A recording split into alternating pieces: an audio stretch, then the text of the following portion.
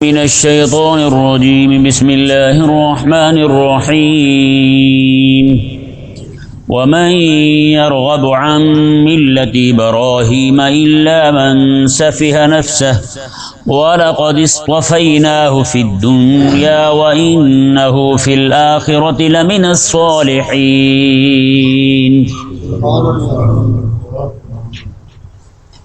پچھلے پورے رکوع کے اندر حضرت سیدنا امام الانبیاء صلی اللہ تعالی علیہ وآلہ وسلم کا کعبہ کے ساتھ تعلق، حضرت ابراہیم علیہ السلام کے ساتھ اور اسماعیل علیہ السلام کے ساتھ تعلق کو ثابت اور بیان کیا گیا۔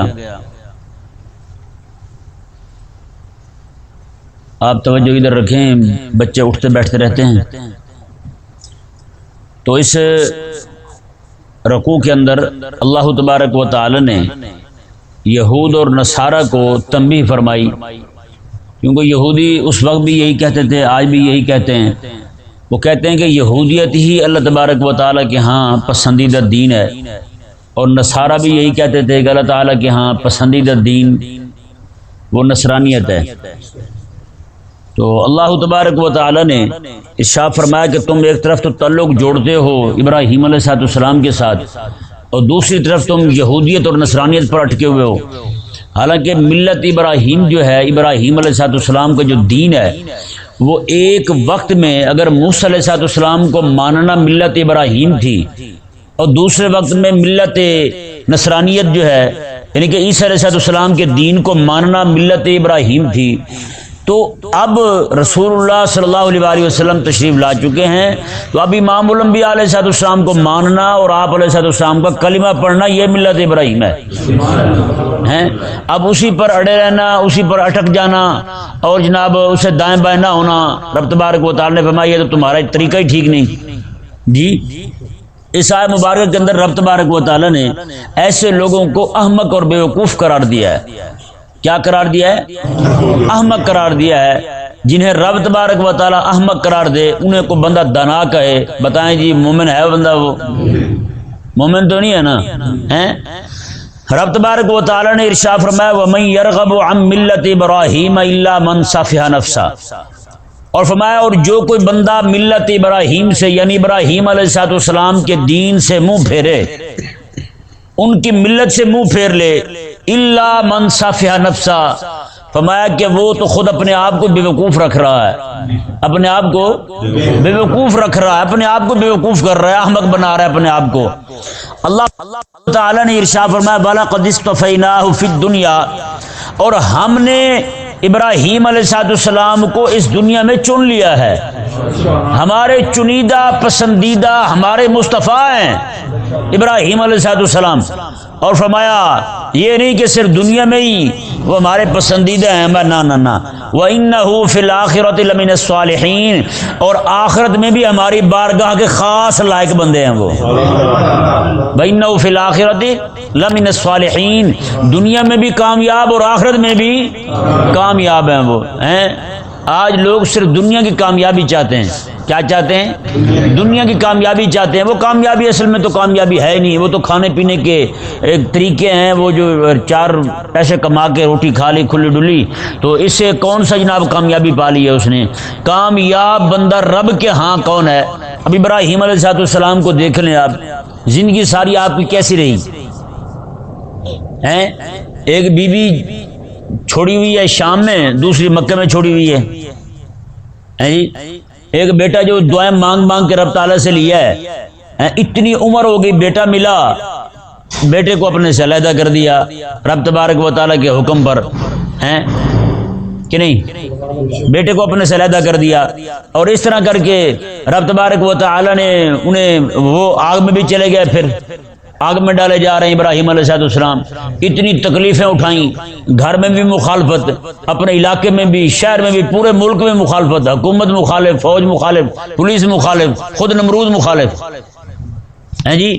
پھر اپنا ملک ہی چھوڑنا پڑا، اپنا وطن ہی چھوڑنا پڑا، عراق بابل جو ہے علاقہ، جو آپ کا ابراہیم علیہ السلام کا علاقہ ہے، وہ علاقہ ہی چھوڑنا پڑا، آپ ملک شام آ گئے ہجرت کر کے، ہیں زندگی ساری آپ کے ایسے گزری، اور آپ کے بچے جو ہیں حضرت سارہ پاک رضی اللہ تعالیٰ عنہ وہ فلسطین میں رہ رہی ہیں، جسے اس وقت شام کہتے تھے، وہاں پہ رہ رہی ہیں حضرت اسحاق علیہ السلام کی اماں جان، اور حضرت اسماعیل اور ان کی اماں مکہ مکرمہ میں رہ رہی ہیں، اور روزانہ بلا ناغہ اللہ تبارک و تعالی جنت سے ان کے لیے براق بھیجتا ہے، روزانہ بلا ناغہ براق آتا ہے۔ حضرت سیدنا ابراہیم علیہ السلام جو ہیں اس براق پر سوار ہو کر جناب روزانہ بلا ناغہ اس گھر والی کو پتہ چلے بغیر انہیں بھی پتہ نہیں چلتا، روزانہ بلا ناغہ وہاں سے یہاں آتے ہیں اور حضرت اسماعیل علیہ السلام کو اور ان کی والدہ کو مل کے یہاں سے واپس چلے جاتے ہیں۔ کہ نہیں سمجھ آیا مسئلہ؟ اس سے یہ بھی ثابت ہوتا ہے بندے کی بیوی ہو تو اس کے ساتھ بندہ تعلق پورا رکھے، کہ نہیں سمجھ آیا مسئلہ؟ ہاں اس کے حقوق جو بنتے ہیں نا شرن وہ بھی پورے کرتا رہے، ہاں یہ نہیں کہ ایک کی طرف ہو جائے اور ادھر ہی پڑا رہے وہ۔ اور اس سے یہ بھی ایک بہت بڑی بات معلوم ہوئی کہ حضرت ابراہیم علیہ السلام کے متعلق ایک بات میں آپ کے سامنے رکھنا چاہتا ہوں۔ حضرت اسماعیل علیہ السلام کی جب شادی ہو گئی نا، آپ کا نکاح ہو گیا، تو ایک دن اس وقت بعد میں پھر آپ نے کم کر دیا، حضرت ابراہیم علیہ السلام نے آنا بہت زیادہ کم کر دیا تھا، اور مصروفیات آپ کی بن گئی تو پھر آپ آتے نہیں تھے۔ تو ایک دن تشریف لائے تو حضرت اسماعیل علیہ السلام کہیں گئے ہوئے تھے، دروازے پہ دستک دی، اندر سے مائی صاحبہ آئیں، ابراہیم علیہ السلام اندر تشریف لے گئے، آپ نے بتایا نہیں کہ میں وہی ہوں۔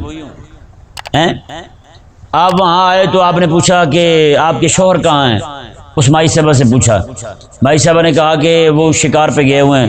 پوچھا کہ آپ کی گزر اوقات کیسی ہو رہی ہے، گھر کے معاملات کیسے چل رہے ہیں؟ اس نے کہا بس کیا کریں، کبھی مل جاتی ہے کھا لیتے ہیں، کبھی نہیں ملتی ہے، ایسے بیٹھے رہتے ہیں۔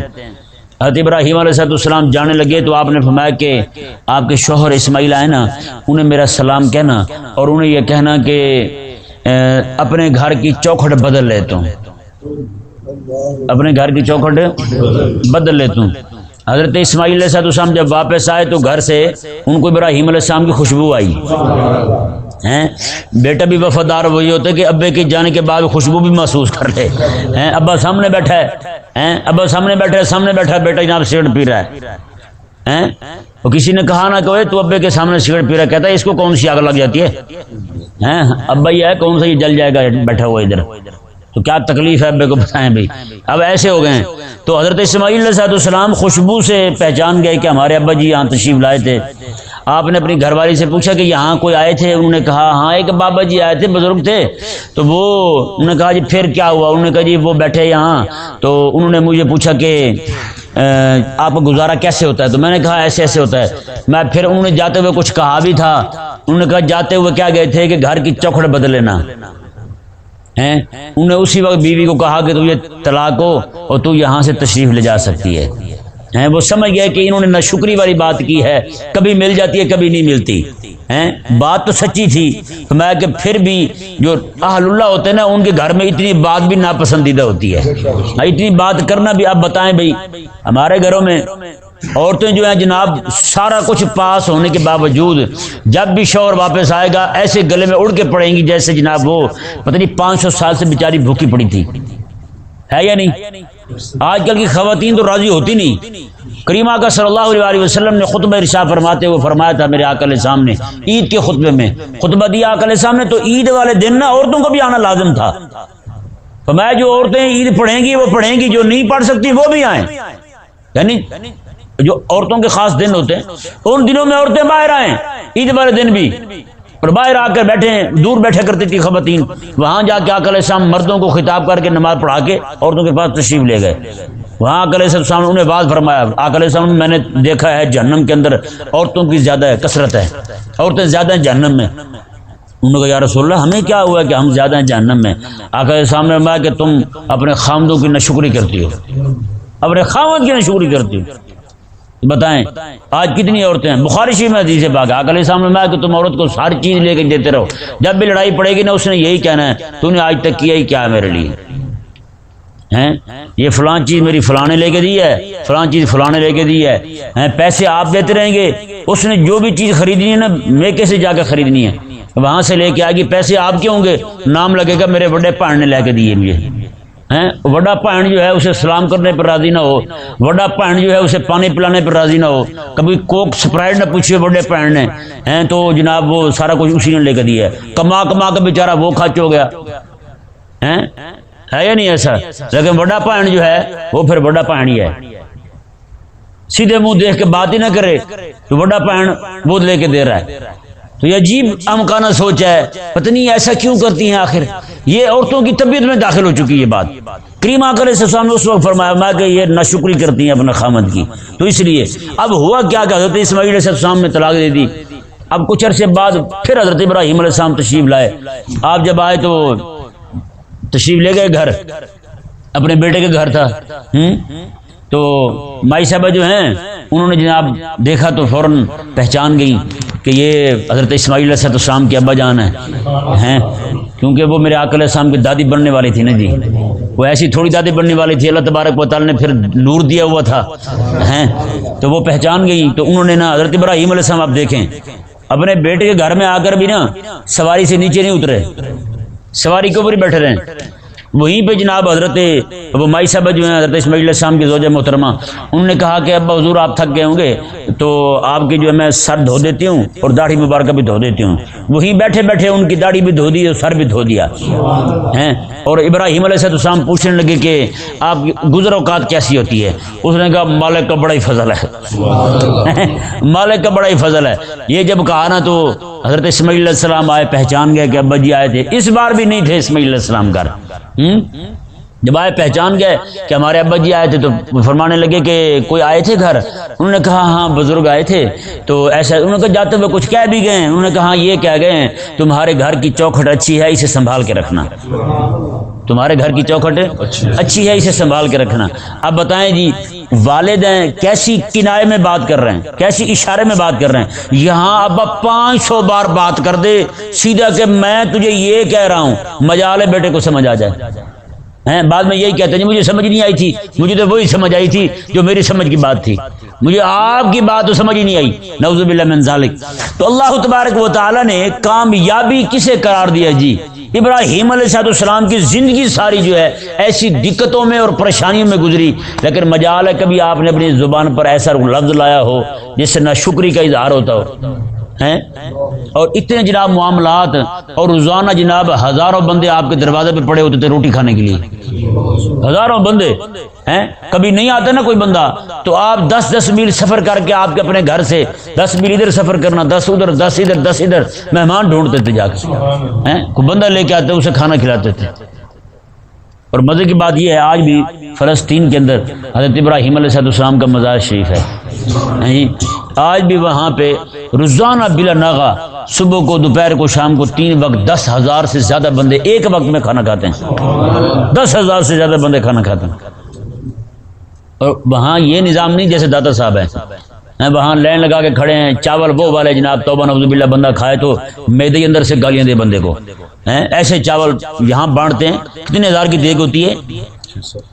6-7 ہزار کی دیگ ہوتی ہے، اور اس دیگ میں چاول کیا ہوتے ہیں؟ ایک پرات جتنے چاول ہوتے ہیں، ایک تھالی جتنے چاول ہوتے ہیں، اور وہ دیگ بھی چھوٹی سی چھوٹے پیٹ والی ہوتی ہے۔ میں نے کہا اس سے تو بندے کا پیٹ بڑا ہوتا ہے کہ نہیں ہوتا؟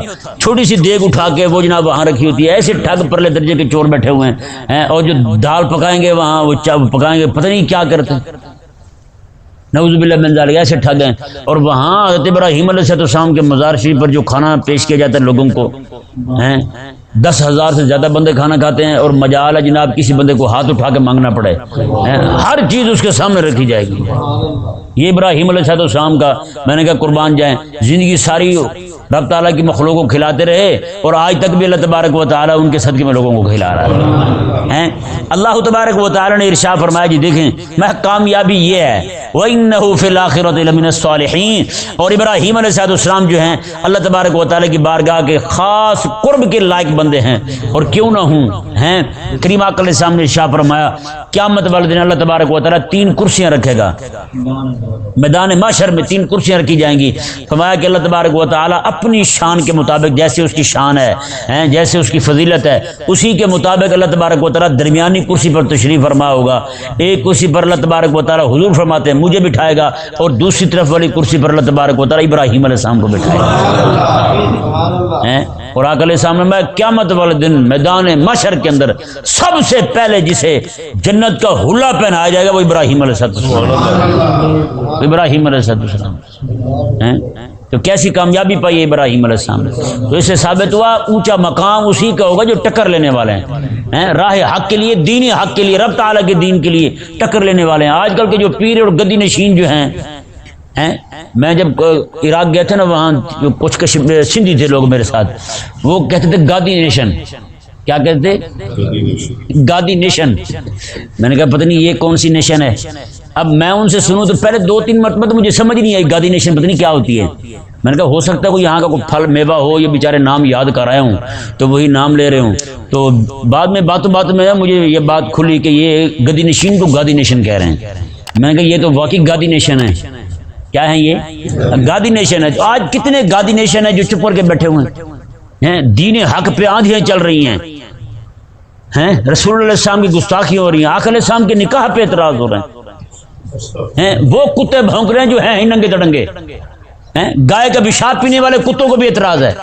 بتائیں ان کی کتیاں تک بھونک رہی ہیں. رسول اللہ علیہ السلام کے نکاح پہ اعتراض ہے انہیں. وہ نکاح جس نکاح کے کریم آقا علیہ السلام خود فرماتے ہیں. آقا علیہ السلام نے فرمایا کہ جبریل امین علیہ السلام میرے پاس آئے اور ایک انہوں نے ریشمی کپڑا لیا ہوا تھا. ریشمی کپڑے کے اندر ایک تصویر تھی. آقا علیہ السلام وہ میں نے دیکھی تو حضرت عائشہ کی تصویر تھی. کہا کہ یا رسول اللہ صلی اللہ علیہ وسلم میں یہ جنت سے یہ تصویر لایا ہوں, اللہ تبارک و تعالی یہ چاہتا ہے یہ اس عائشہ کا نکاح آپ کے ساتھ کر دے. بتائیں بھائی, جن کا نکاح رب کروائے حضرت عائشہ کے ساتھ, جو رسول اللہ علیہ السلام کی نہیں, رسول اللہ کی پسند بعد میں ہے, میرے رب نے پسند پہلے کیا ہے. رب تبارک و تعالیٰ جی نے پسند فرمایا میرے حبیب کریم علیہ السلام کے لیے. اور کسی بھی زوجہ کے پاس, کسی بھی ام المومنین کے پاس حضور ہوتے نا, ان کے بستر میں حضور تشریف فرما ہوتے, وحی نہیں آتی تھی سوائے حضرت عائشہ صدیقہ کے. حضرت عائشہ صدیقہ رضی اللہ تعالیٰ کے بستر میں بھی حضور آرام فرما ہوتے, جبریل امین علیہ السلام وہی لے کے آیا. بتائیں جی. اور آقا علیہ السلام خود فرماتے ہیں, آقا علیہ السلام ارشاد میں جیسے سارے کھانوں میں میرے نزدیک پسندیدہ ترین سرید ہے نا, سرید چوری کو کہتے ہیں, وہ گوشت کے شوربے میں جو لقمے ڈبو کے اور نرم بنا کے کھاتے ہیں. خیر برگر کھا رہے ہیں تو پھر چوری کیسے ہمیں اچھی لگے. سرید کھایا کریں یار, بچوں کو بھی عادت ڈالیں, وہ بڑی اچھی ہوتی ہے, شاید حضور کی پسندیدہ ہے. تو وہ آقا علیہ السلام میں جیسے سارے کھانوں میں سرید جو ہے وہ پسندیدہ ہے نا, آقا علیہ السلام میں اسی طرح کر کے ساری عورتوں میں بیویوں میں میرے نزدیک عائشہ اسی طرح پسندیدہ ہے. تو وہ عائشہ صدیقہ رضی اللہ تعالیٰ عنہ جن کا نام ہی یہ ہو حبیب رب العالمین. مزے کی بات دیکھیں, حضرت عائشہ صدیقہ رضی اللہ تعالیٰ عنہ جب کسی کو خط لکھواتی تھی نا, اپنا نام یوں لکھواتی تھی کہ من حبیبت حبیب رب العالمین, میں یہ رب کے حبیب کی حبیبہ کی طرف سے خط آ رہا ہے تمہیں. بتائیں کیا انداز ہے یار. وہ کتنی عظیم خاتون ہوگی جنہیں یہ انعام ملا کہ رب کا جو پیارا ہے نا اس کی پیاری ہے وہ خاتون. ان کے بارے میں کوئی بکواس کرے کتا منہ کھولے, ان کے بارے میں وہ جناب رنڈیاں بھونکے ہیں ہندوستان کی مشرکہ عورتیں, جن کے اپنے جناب شوہروں کا پتہ نہیں. میں نے تفسیر ناموس رسالہ میں لکھا نا, ایک عورت تھی, اس کی شادی ہو کے آئی تو اس کے کوئی 4-5 دیور تھے. ایک دن اس نے اپنے ساس سے پوچھ لیا, اس نے کہا ماں یہ تو بتاؤ میرا شوہر کون ہے.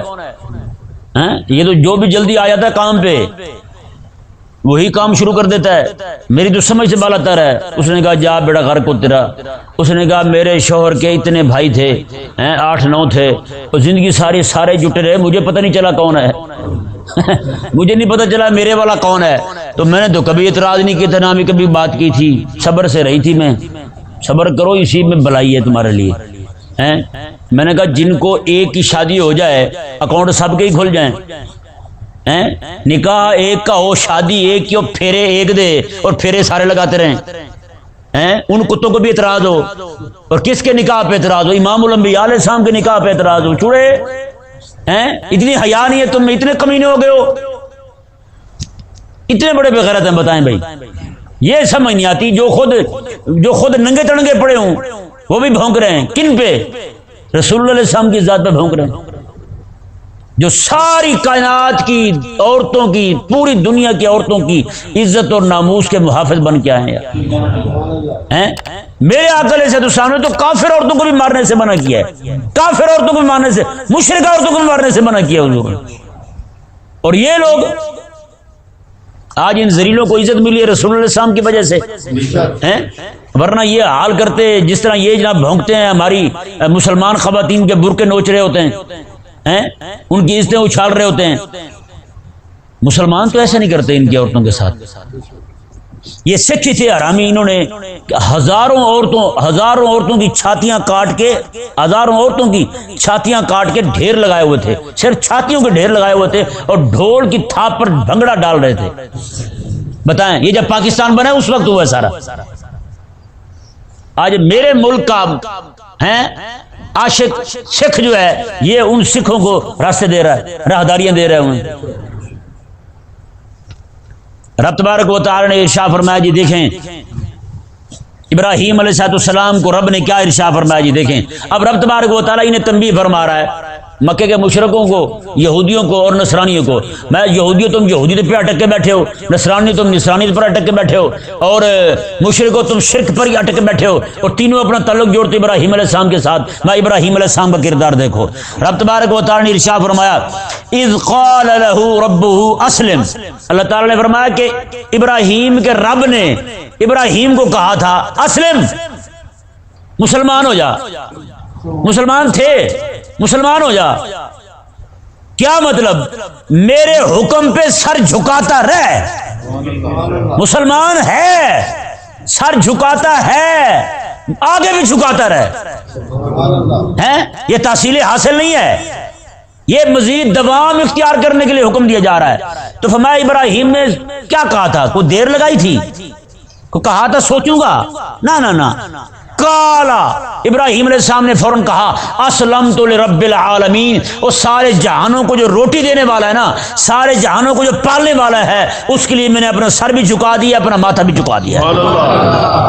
اسلم تو میں نے جھکا دیا اپنے آپ کو سارے جہانوں کو پالنے والے کی بارگاہ میں، بس میرا سر نہیں اٹھ سکتا اس کی بارگاہ میں۔ رب تعالی نے فرمایا ابراہیم علیہ السلام نے تو ایسے مانا تھا، تم کیسے مان رہے؟ تم اٹک کے بیٹھے ہو یہودیت پہ، نصرانیت پہ اور شرک پہ۔ تم بتوں کے سامنے پرتھی مار کے، پالتی مار کے بیٹھ گئے ہو تم۔ کیسا تم نے مانا ہے؟ نہ یہ تو دین نہیں ہے میرے ابراہیم کا، میرا دین، میرے ابراہیم کا دین، میرے ابراہیم کی ملت تو یہ ہے کہ رب کا جو بھی حکم آئے گا مان جائیں گے۔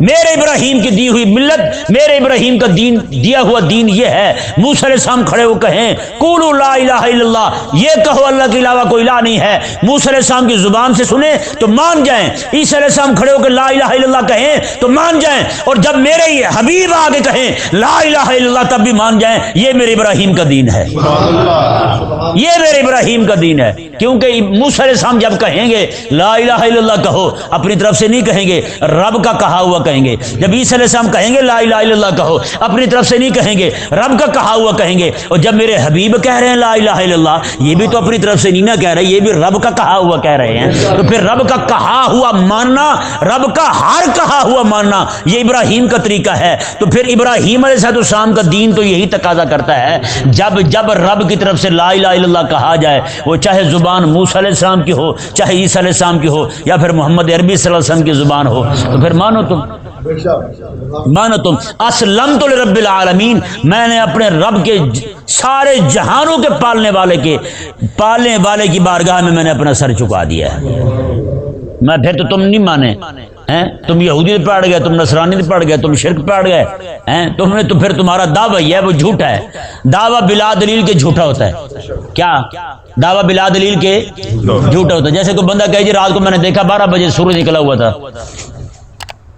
کوئی بندہ کہے دلیل، کوئی نہیں، دلیل تو کوئی نہیں ہے، تو بات مانی جائے گی اس کی؟ کیا کہا جائے گا؟ جھوٹا ہے۔ کیا کہا جائے گا؟ جھوٹا ہے۔ کوئی بندہ کہے میں تو ملت ابراہیم پر ہوں، رب فرمائے میرا حبیب آ گیا، کہے میں نہیں مانتا، جھوٹا ہے یا نہیں؟ وہ کہے میں تو ملت ابراہیم پر ہوں لیکن مانتا یہودیت کو ہوں، رب فرمائے گا نہ، ملت ابراہیم اس وقت جو ہے وہ میرے حبیب کریم علیہ السلام کے پاس ہے، میرے حبیب کی اتباع میں ملت ابراہیم مضمر ہے۔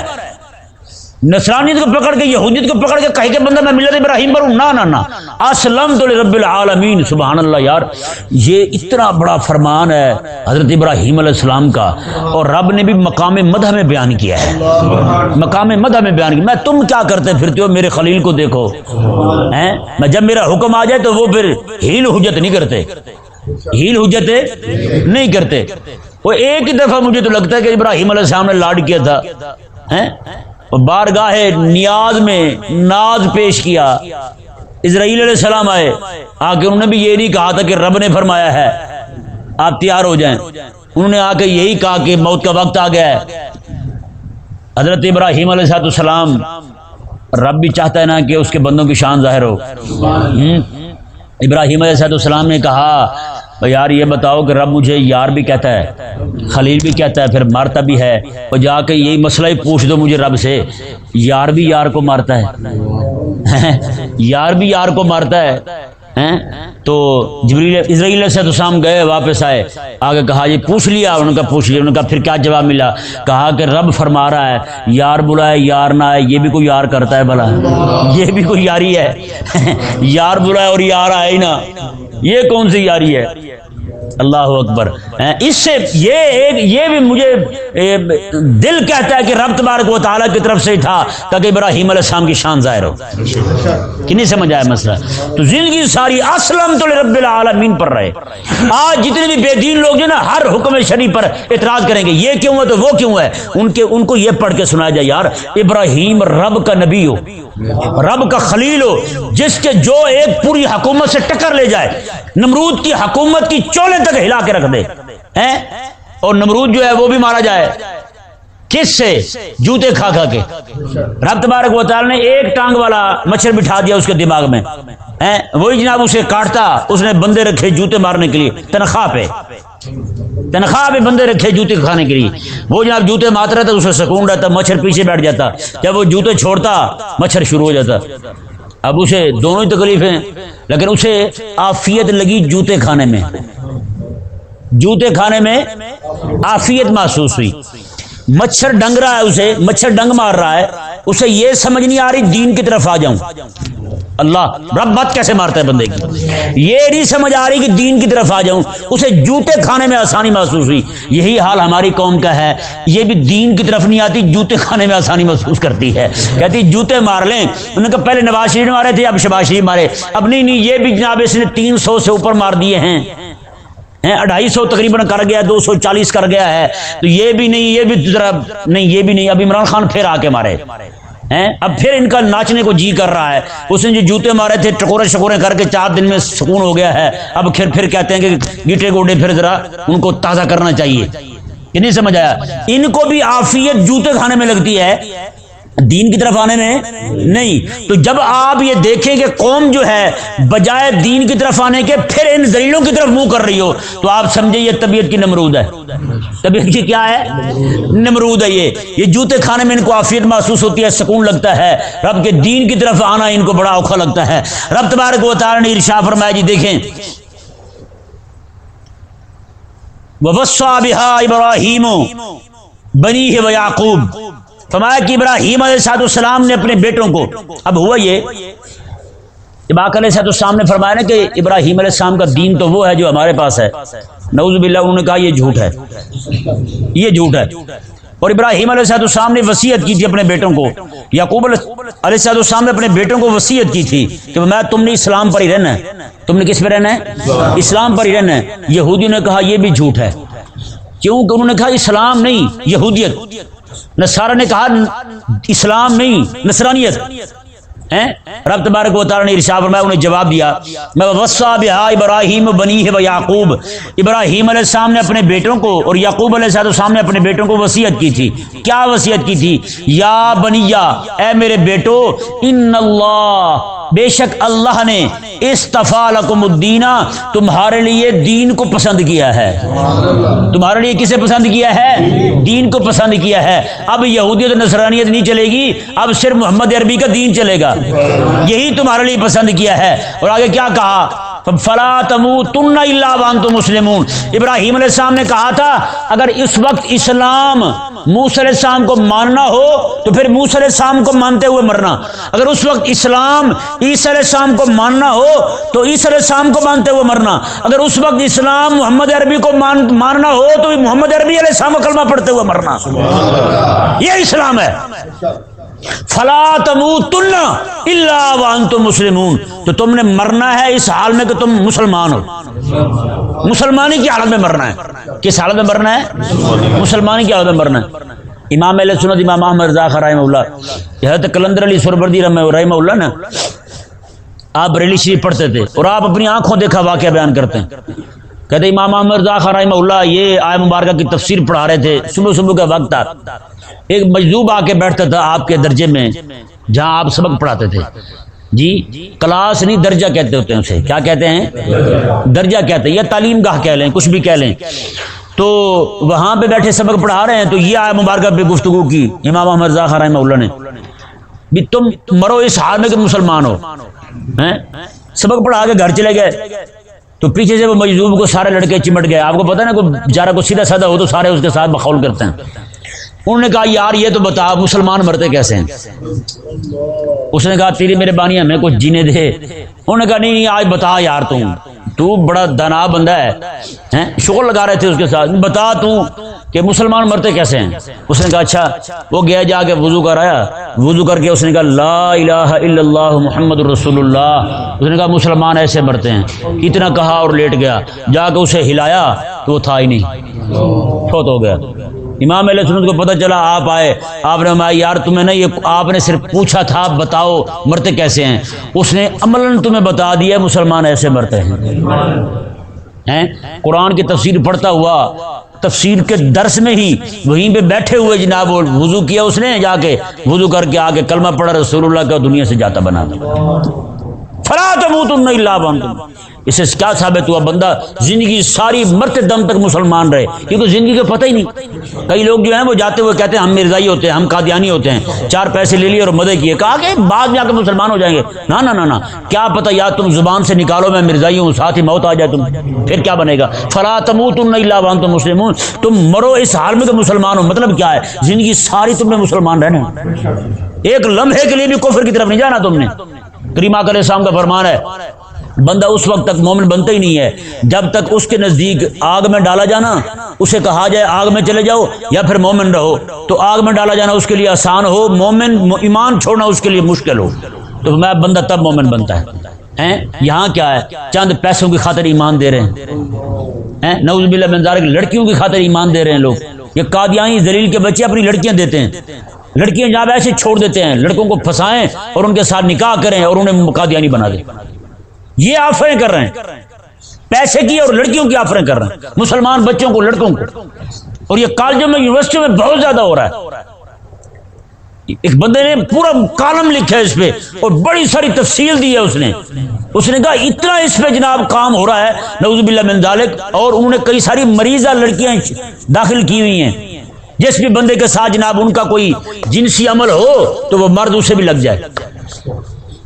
ایسی ایسی مریض لڑکیاں اور ایسی دوائیاں انہیں دے رہے ہیں کہ جناب وہ بندہ پھر اس سے منہ پرے کر ہی نہ سکے. ایمان بھی جائے، جان بھی جائے، ہر چیز جائے، عزت بھی جائے، ہر چیز ختم. رب تبارک و تعالی نے ارشاد فرمایا جی دیکھیں الا وانتم مسلمون، فرمایا کہ تم نے مرنا ہے اسلام کی حالت میں. جی اللہ تبارک و تعالی سمجھنے کی توفیق عطا فرمائے. یہی مضمون جو آج شروع کیا نا یہی رہتا ہے، کل انشاءاللہ عز و جل آگے پڑھیں گے.